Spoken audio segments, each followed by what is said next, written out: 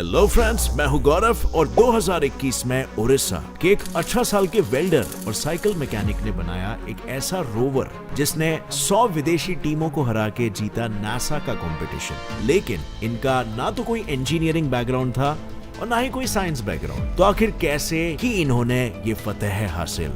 Well, that's not it. NASA से लेकर पूरी दुनिया तो हैरान हुई इस बात से कि पुणे के एक 16 साल के लड़के ने इतना ब्यूटीफुल चांद का फोटो कैसे बनाया। अब वो मैं आपको बताऊंगा कैसे बनाया, लेकिन उससे पहले मिलो इस जनाब से जिन्होंने ब्लाइंड लोगों के लिए बनाया ऐसे गॉगल्स बनाए जिस पर यूनिसेफ तक बोली लगा रही है। पर ये अकेले नहीं, जिन्होंने साइंस के क्षेत्र में इंडिया का नाम आगे बढ़ाया है। नासा के मार्स मिशन को लीड करने वाले स्वाति मोहन से बात करते वक्त जो बाइडेन ने कहा, Indian of descent Americans are taking over the country.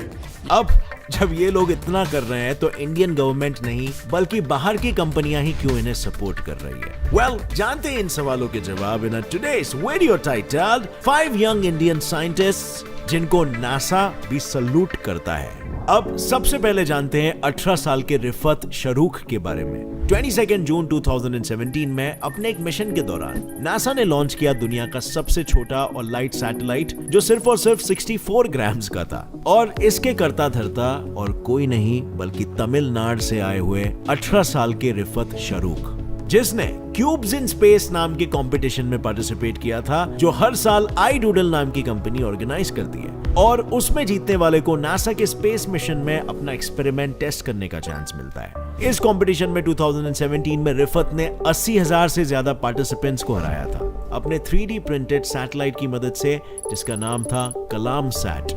Kalam set का मकसद था ये जानना कि 3D printed carbon fibre space में कैसे काम करेगा। जो जानने के लिए उसने अपने छोटू से 64 ग्राम के सैटेलाइट में ऑनबोर्ड कंप्यूटर और 8 इंडिजिनस बने हुए सेंसर्स लगाए थे जो मेजर करेंगे अर्थ की एक्सेलरेशन, रोटेशन और मैग्नेटोस्फीयर ऑफ आवर प्लैनेट। पर इन ऊंचाइयों को छूने का सफर रिफत ने हाल ही में नहीं बल्कि कई सालों पहले ही शुरू कर दिया था। और उसके इस सफर के कप्तान थे उसके पापा जो खुद इसरो के एक साइंटिस्ट थे।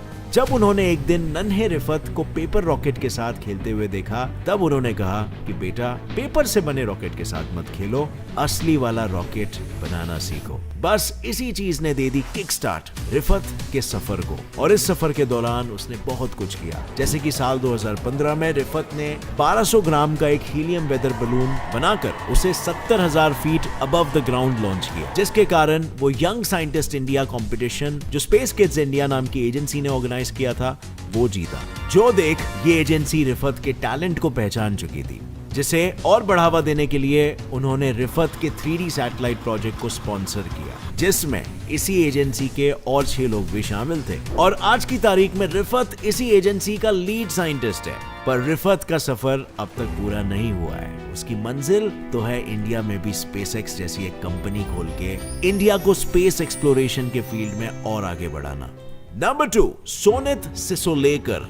नासा के इसी कंपटीशन में फिर एक बार 2019 में 12 साल का इंडियन लड़का सोनित सिसोलेकर जीता था, जिसके प्रोजेक्ट का एम ये जानना था कि मार्स को उसका लाल कलर कैसे मिला। और उसके इस एक्सपेरिमेंट को 23 सितंबर 2019 में नासा ने अपने कोलंबिया साइंटिफिक बलून फैसिलिटी से लॉन्च किया था। बेसिकली इस प्रोजेक्ट को थोड़ा एलैबोरेट करके बताऊं तो हमें इस एक्सपेरिमेंट के थ्रू ये जानना था कि स्पेस में रेडिएशन से होने वाला आयोनाइजेशन मार्स के सरफेस को लाल रंग देने में क्या रोल प्ले करता है। और अपने इसी एक्सपेरिमेंट के कारण सोनित बना इंडिया का सबसे यंगेस्ट प्लैनेटरी जियोलॉजिस्ट और यंगेस्ट वोल्केनोलॉजिस्ट भी। लेकिन उसके इस सफर की शुरुआत थी महज 3 साल की उम्र से, जब उसके पापा उसे पहाड़ों पर लेकर गए और उसे बताया कि कैसे लावा से रॉक्स बनते हैं। बस फिर तभी से सोनित को जियोलॉजी में एक अजीब सा इंटरेस्ट आने लगा। और वो बचपन से ही इतना ब्राइट था कि साल शुरू होने से पहले ही वो पूरा सिलेबस कंप्लीट कर लेता था, जिस वजह से 9 साल की उम्र में सोनित को होम स्कूल करना पड़ा था। लेकिन बात यहीं पर खत्म नहीं होती। 26 जनवरी 2021 में सोनित को प्रधानमंत्री राष्ट्रीय बाल पुरस्कार भी मिला। और वो one family one telescope competition जो इंटरनेशनल एस्ट्रोनॉमिकल यूनियन और international astronomical observatory of Japan NAOG organise करता है वो भी जीता है। पर आज की तारीख में रिसर्च के साथ साथ सोनित तबला भी बजाता है और साथ ही ट्राइबल स्टूडेंट्स को इंग्लिश भी पढ़ाता है। अब फ्रेंड्स आगे बढ़ने से पहले क्या आपके साथ ऐसा होता है कि आप घर की शॉपिंग का सारा सामान लेके आते हो लेकिन साला अपनी दवाइयां लाना भूल जाते हो। अब दवाई लेने के लिए नीचे जाना is very boring, let's be honest, क्योंकि हम तो ठहरे निहायती भुलक्कड़, आज ले आएंगे कल वापस भूल जाएंगे। उसी प्रॉब्लम को सॉल्व करता है फार्म इजी से आप सभी दवाई को ऑर्डर कर सकते हो। आपको बस सर्च करना है, फिर क्वांटिटी सिलेक्ट करना है और ऐड टू कार्ट, और एक बार सब कुछ ऐड कर लिया तो go to the cart and apply a coupon for some crazy discounts. फिर अपने डिलीवरी एड्रेस को डालो और प्रोसीड टू बाय। आपको फ्लैट 20% ऑफ मिलेगा और 20% कैशबैक मिलेगा आपके मेडिसिन ऑर्डर पर, और मजे की बात यह कि 4 घंटे में आपका ऑर्डर आप तक डिलीवर कर दिया जाएगा। सो आपको नीचे उतरने की कोई जरूरत नहीं है, just relax. Use coupon code FLY40 to get this offer. और हाँ, अगर आप फिटनेस सप्लीमेंट्स लेते हो तो 80% तक ऑफ मिल सकता है और आयुर्वेदिक प्रोडक्ट्स पर 70% तक of. Click on the link in the description and use my coupon code now. Number 3, Orissa group. अब हम लोग बात करते हैं उस ग्रुप की जिसके साइकिल मैकेनिक और 2 वेल्डर ने जिताया उन्हें नासा के रोवर चैलेंज 2021 में 3rd prize. Third place winner is Navanmesh Prasar Foundation from Odisha, India. लेकिन इन तीनों का ना तो कोई स्पेस का नॉलेज था और ना ही कोई साइंस का, तो फिर आखिर कैसे वो इस टीम का हिस्सा बन पाए? बेसिकली नासा हर साल एक अंडर 19 इंजीनियरिंग डिजाइन चैलेंज यानी human exploration rover challenge host करता है, और 2021 में उड़ीसा की 10 स्टूडेंट्स की एक टीम, नवोन्मेष प्रसार स्टूडेंट एस्ट्रोनॉमी टीम, बनी इंडिया की पहली टीम जिसने 100 विदेशी टीमों को हराकर जीता था ये कंपटीशन। लेकिन इस हाई स्कूल टीम में एक साइकिल मैकेनिक और एक वेल्डर कहां से आया भाई? दरअसल इन बच्चों को एक ऐसा रोवर बनाना था जो 2 इंसान मिलकर मार्स और मून पर चला पाए, पर ऐसा रोवर बनाने के लिए उन्हें जरूरत थी एक मैकेनिक और वेल्डर की, क्योंकि ऐसा काम 18 साल से छोटे बच्चों को नॉर्मली खुद से नहीं करने दिया जाता। और उनके किस्मत का ताला तो तब खुला जब वो मिले कैलाश चंद्र बारीक, एक साइकिल मैकेनिक, और रीना भागा, एक वेल्डर से। इन दोनों ने अपने आर्थिक परिस्थिति के कारण मजबूरी में ये काम उठाया था, लेकिन वो इस बात से पूरी तरह से अनजान थे कि यही काम उनकी तकदीर बदलने वाला है। और इन्हीं के साथ एक और एक वेल्डर भी शामिल थे जिनका नाम था धाती। इन तीनों के कारण पूरी टीम बिना किसी भी टेक्निकल एक्सपर्ट के कई समस्याओं का सामना करके इस कंपटीशन को जीत पाई। नंबर 4, अनंग तदार। अरुणाचल में रहने वाले एक 12th स्टैंडर्ड के लड़के अनंग तदार ने ऐसे गॉगल्स बनाए जो ब्लाइंड लोगों को रास्ता नेविगेट करने में मदद करे।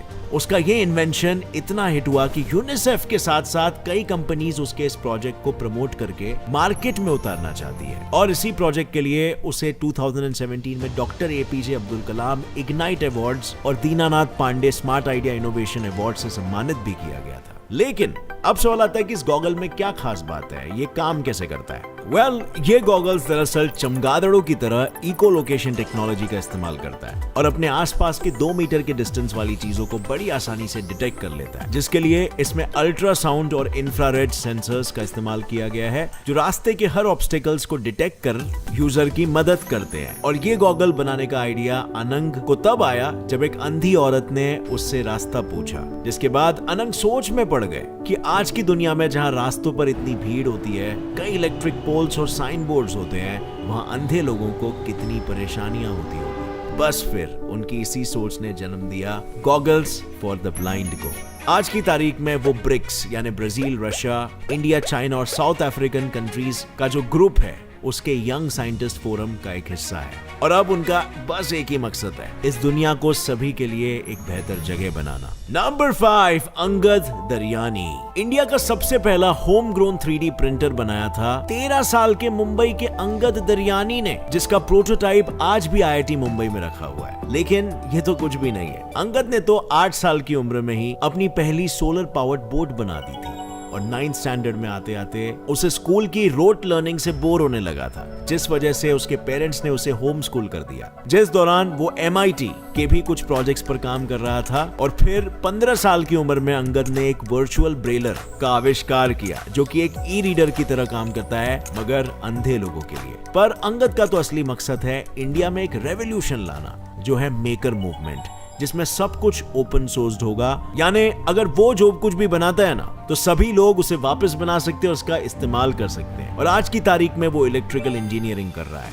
जॉर्जिया टेक यूएसए में, जिसके साथ ही वो स्मार्टी प्रोजेक्ट पर, जो कि एक ऐसी व्हील चेयर है जो अपने ब्रेन वेव्स पर काम करती है, उस पर काम कर रहा है। Brilliant right. चलो अब जानते हैं प्रथमेश जाजू के बारे में। ये वही 16 साल का लड़का है जिसकी चांद की फोटो पूरे दुनिया में वायरल हुई थी, और उसके पीछे का कारण था कि वो चांद की आज तक की सबसे क्लियरेस्ट फोटो है। दरअसल प्रथमेश स्टार ट्रेक और स्टार वॉर्स मूवीज का बहुत बड़ा फैन है, और साथ ही वो पुणे के ज्योतिर्विद्या परिसंथा जेवीपी का भी सदस्य है, जो सबसे पुरानी एस्ट्रोनॉमी क्लब्स में से एक है, जहां से उसने बेसिक एस्ट्रोफोटोग्राफी सीखी थी। और जब पैंडेमिक की वजह से 10th की बोर्ड एग्जाम कैंसिल हो गई थी, तब प्रथमेश को अपने एस्ट्रोफोटोग्राफी स्किल्स को यूज करने का मौका मिला। उस दौरान उसने अपने सेलेस्ट्रॉन 5 कैसिग्रेन OTA टेलीस्कोप से चांद के 55,000 अलग अलग फोटोज लिए, जिसमें उसके पूरे 4 घंटे चले गए। फिर उसने और 40 घंटे डालकर उन सारे फोटोज को एडिट किया और एक फोटो बनाया, और वो फोटो ये है, ये चमत्कार, ये मिरेकल। कितना ब्यूटीफुल लग रहा है राइट, चांद इसमें। अब इतनी मेहनत के बाद भैया फोटो तो वायरल होना ही था, और यही हुआ।